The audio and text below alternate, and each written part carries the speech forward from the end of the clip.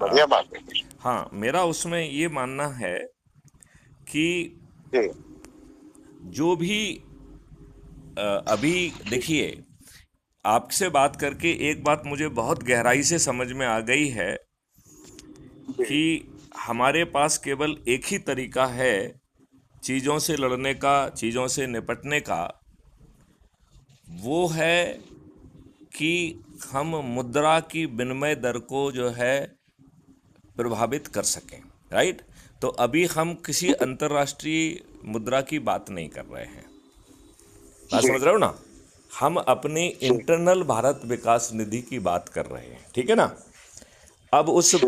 पहले जैसे यदि आपको याद होगा, हमने चर्चा में ये कहा था कि हम इसे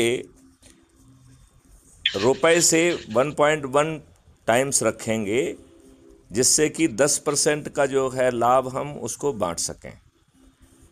जी। कल रात में मुझे एक ख्याल आया है कि इसे हम जो भी अंतर्राष्ट्रीय मुद्रा का जो स्तर तय करने वाली करेंसी होगी, उसके बराबर हम जी। अपनी इंटरनल करेंसी को रखेंगे।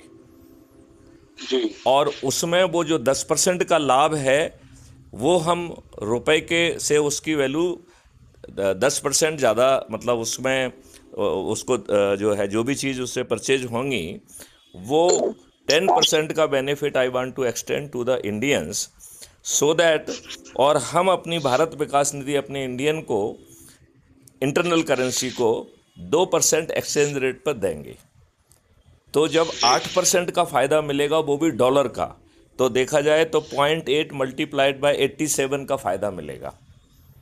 दैट विल जी। Be a very huge advantage whosoever will be जो है टेकिंग और purchasing Bharat Vikas Nidhi, and then internally trading with the Bharat Vikas Nidhi, so that that kind of the advantage will be flowing. तो जी। जिनके पास natural course में भारत विकास निधि flow नहीं हो रही है, they will be also tempted to purchase Bharat Vikas Nidhi through the exchange. जी। ये this is the game plan.